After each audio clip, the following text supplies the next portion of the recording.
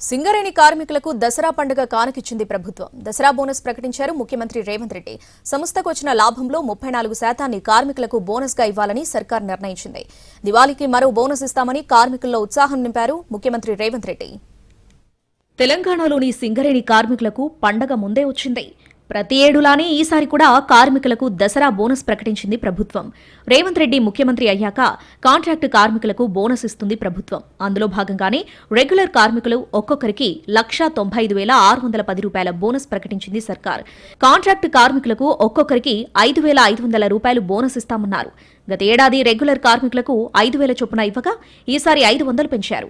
మొత్తంగా 41,000 పర్మనెంట్ కార్మికులకు, 30,000 మంది కాంట్రాక్టు కార్మికులకు దసరా పండుగ కానుకను ముఖ్యమంత్రి రేవంత్ రెడ్డి ప్రకటించారు.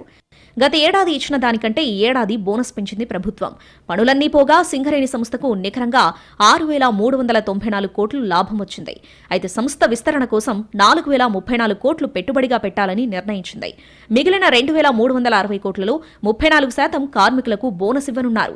దాదాపు 71,000 మంది కార్మికులకు బోనస్ కింద 810 కోట్ల రూపాయలు అందించనున్నారు.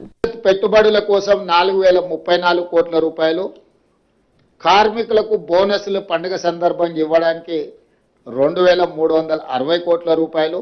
ఇవి 41,000 పర్మనెంట్ కార్మికుల కోసం ఈ బోనస్. కాంట్రాక్ట్ కార్మికులకు కూడా 5,500కు పెంచి 30,000 మంది కార్మికులకు దాదాపుగా 819 కోట్ల రూపాయలు ఈ కాంట్రాక్టు కార్మికులకు కూడా ఈ పండుగ సందర్భంగా బోనస్ ఇవ్వాలని మా ప్రభుత్వం నిర్ణయం తీసుకున్నది. సింగరేణి తెలంగాణకు ఆత్మ వంటిదన్నారు ముఖ్యమంత్రి రేవంత్ రెడ్డి.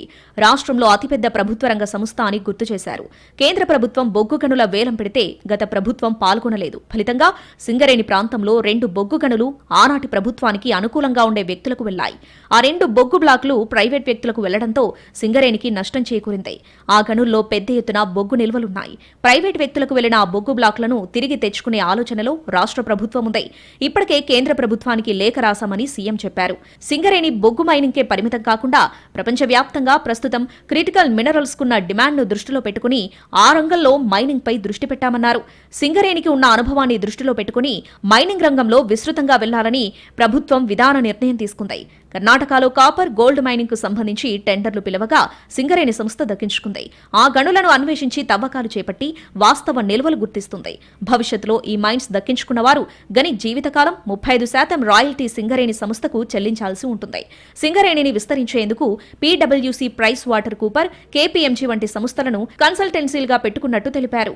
దేశంలో గానీ ప్రపంచంలో గానీ క్రిటికల్ మినరల్స్ కి పెద్ద ఎత్తున డిమాండ్ ఉంది కాబట్టి ఆ క్రిటికల్ మినరల్స్ కోసం భారతదేశం కూడా ఒక ప్రయారిటీ అంగంగా తీసుకొని ముందుకు పోతా ఉంది కాబట్టి అత్యంత ఎక్స్పర్టైజ్ మైనింగ్ యాక్టివిటీస్లో ఉన్నటువంటి సింగరేణి కాలనీస్ ఈ క్రిటికల్ మినరల్స్ మైనింగ్లో కూడా విస్తరింపచేసే విధంగా ముందుకు పోవాలని దీనికి సంబంధించి ఒక విధానపరమైన నిర్ణయం తీసుకొని బోర్డుకు కూడా తగు సూచనలు చేయడం జరిగింది.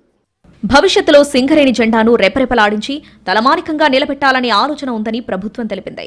సింగరేణి తల్లిలాంటిదని అరచేతిలో పెట్టుకుని కాపాడుకోవాలన్నారు ముఖ్యమంత్రి. కార్మికులకు మరో కానుక కూడా ప్రకటించారు. దీపావళికి ముందు మరో బోనస్ ప్రకటిస్తామని ముఖ్యమంత్రి రేవంత్ రెడ్డి హామీ ఇచ్చారు.